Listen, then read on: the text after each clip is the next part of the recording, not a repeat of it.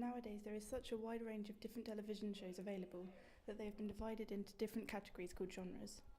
The genre they are put into depends on the features of the television show. This includes characters, setting, and storyline, as well as the way it is filmed. For example, camera shots and angles. Different camera shots can make a scene funny or build up tension. Some common television genres seen today are children's, comedy, drama, entertainment, factual or learning, action, romantic or romantic comedy, thriller, and horror. I'm going to go into more detail on 3 of these genres and describe their key features and differences. First, I will start with talking about comedies, or sitcoms, which are situation comedies. My first example of this genre is the popular television series Friends. There is no standard setting for a comedy. They are set wherever the situation is, depending on that particular comedy or episode. However, they all have one thing in common. In general, a comedy will be set in a bright, happy, or positive place, as this is the kind of feeling that the director wants to give its audience. The way each episode is edited can be specific to this genre. There are often many establishing and long shots to show the whole scenario, especially if this adds humour. Friends is a very good example of this. As you can see, at the beginning of every episode there is always a shot of the flats or central perk to introduce the audience to where they are and where the scene is set. As well as this, mid-shots and close-ups are also used to show the character's position and reactions to things, as this often adds humour as well. Sound is very important in comedy and often many sound effects are used when editing. This can either be to add sounds that weren't there before or to enhance a sound that the viewers might find funny, but was unclear, muffled, or the director just wanted more obvious.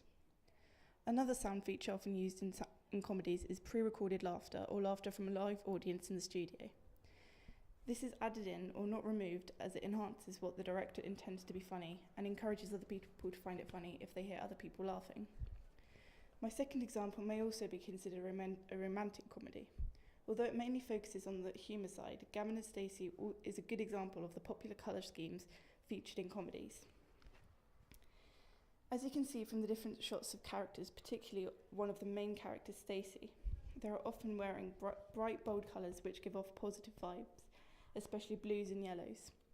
This is to represent the feelings of the characters as well as the feelings that the director wants to recreate within the audience. As well as this, everyday objects are often the source of the humour, and more often than not, there are objects like these strategically placed in each scene. I've used a third example to demonstrate my next point, as I believe that the in-betweeners do this very well. As well as objects, costume and setting, the characters themselves are very important in comedy. Characters used in comedies often include clever people who are socially awkward and often purposely put into funny situations by the other characters, as well as stupid people who are accident-prone, and the odd normal person who can often be sarcastic or witty. This also helps for the viewers to relate to the programme. Friends is made up of a series and has several episodes in each series.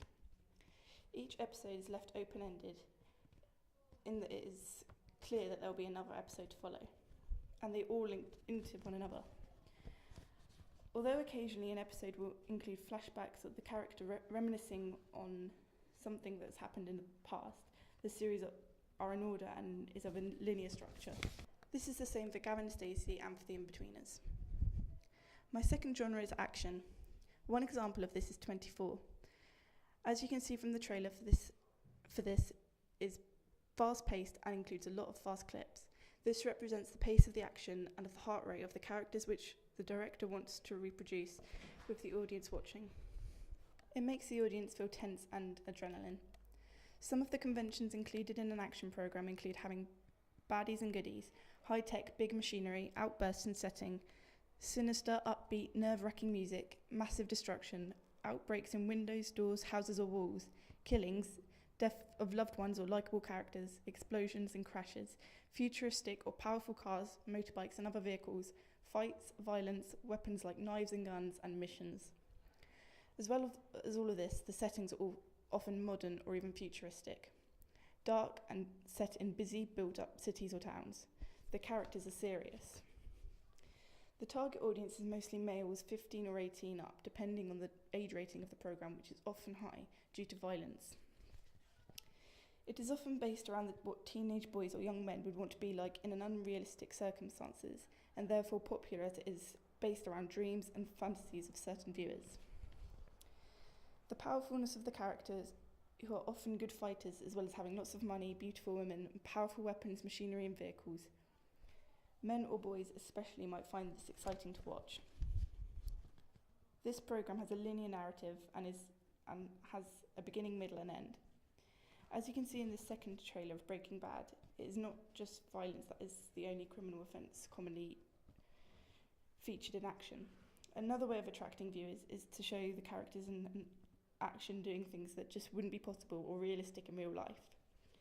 As well as the epic fight scenes, explosions, cars flipping over,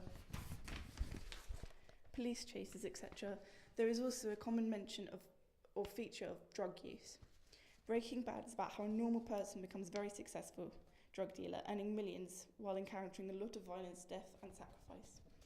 One of the reasons Breaking Bad is so successful is because it is based on a normal everyday family, so the audience can relate to it.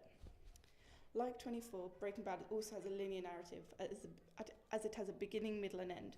Although at the beginning of each season there is a clip from the future which works the same way as a trailer and excites the viewer and encourages them to keep watching. My third genre is crime drama. The specific conventions of this genre include a complicated and interesting storyline. This is useful to keep the audience's attention and keep them guessing what is happening, what will happen next. Often programmes in this genre have a complicated structure and many of the scenes are put into a random order. This is known as non-linear. Crimes use this feature so that the viewer will really have to concentrate on what is happening and put each section into order themselves and keep the audience on edge.